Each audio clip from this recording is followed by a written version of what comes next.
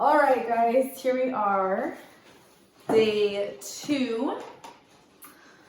So I met this, or actually rather me and Travis met this guy on the plane on our way to Pittsburgh.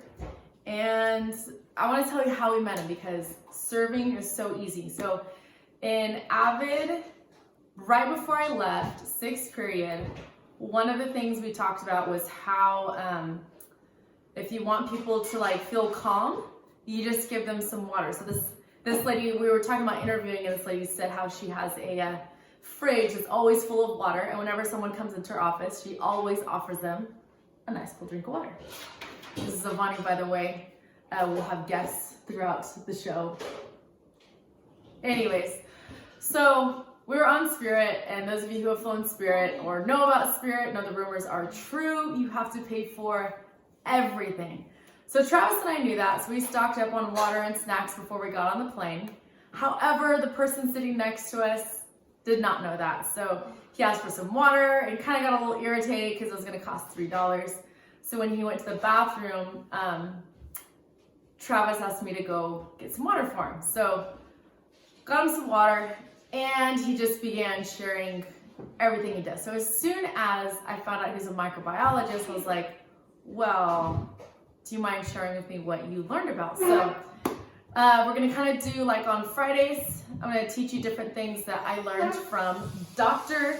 Niles Chargon. So I'm going to put his name here. Let's see. Niles Chargon. Or no. Whoops. Sharon. Sorry, just kidding. That's his name right there. Okay, so this is how I want you guys to set up your notes.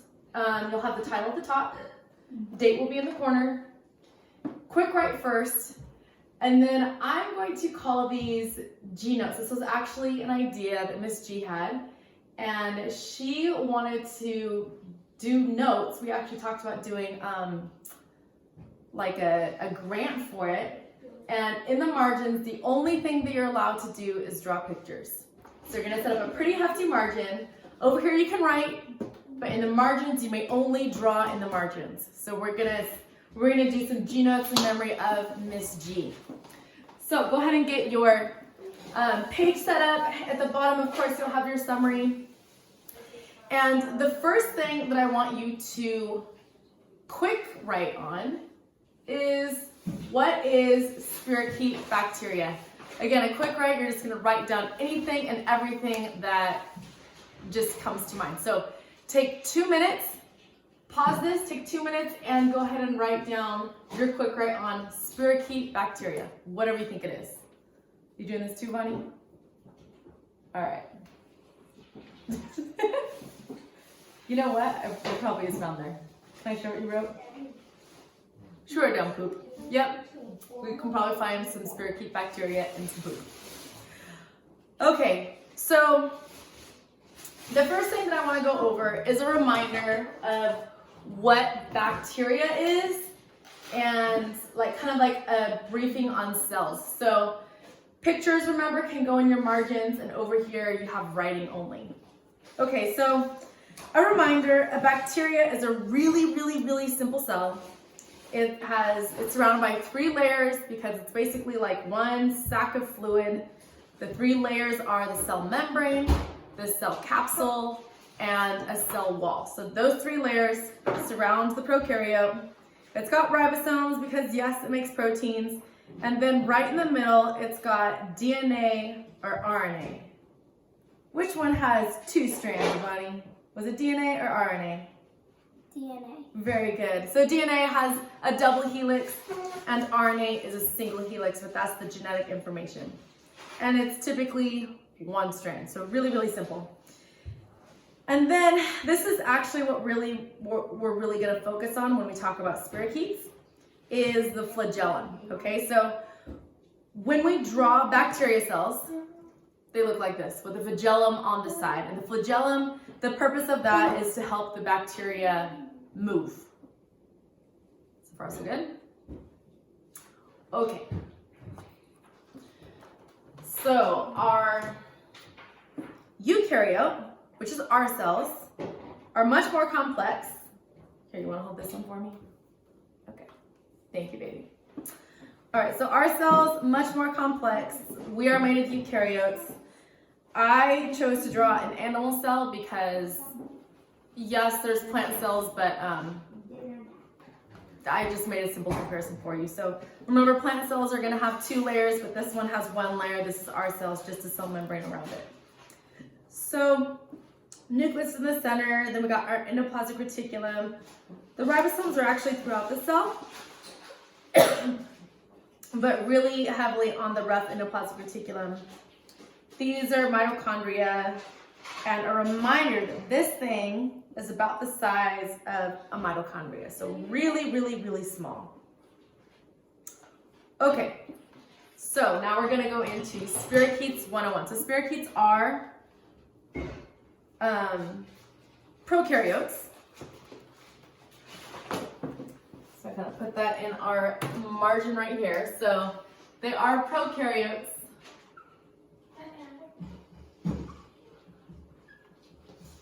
And a reminder of what that drawing is. We can kind of like write DNA right in the middle, and then we've got some ribosomes. Prokaryotes, remember, have 3 layers. In order to move, they use their flagellum.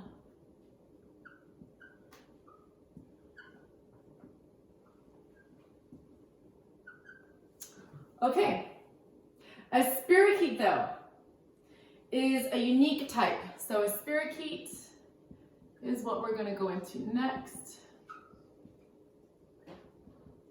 Okay, so a spirochete is really, really, really flat.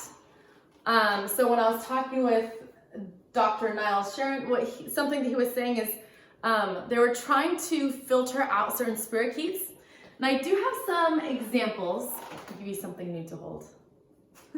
Let me trade you. Okay, so some examples of spirochetes, just so we can kind of like be on the same page, is Lyme's disease is one. This is the name of the bacteria, which is Borrelia.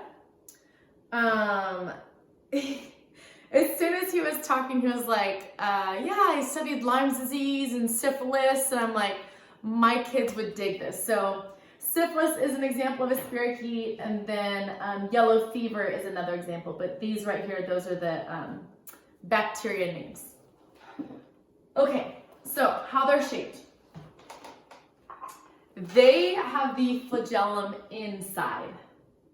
Kind of confusing, but they're kind of like, okay, so I'm going to draw the flagellum in this color. Okay. So they have the flagellum like right inside, and I should actually probably make that a little bit weightier. Okay. And then on the outside, that's where like the cell wall and stuff will be. So they're actually like really squiggly bacteria, and then they're held together right on here. And actually this has a spot where it's kind of held on too. And this right here is called the hook. So the hook holds the flagellum.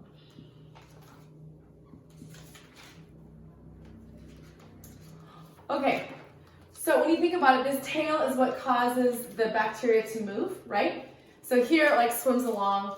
So my question that I want you guys to answer, and I'm not going to tell you the answer yet, I'm going to leave you hanging, but the question that I want you to answer is, how do they move, and what is going to be special about either their flagella or their hook?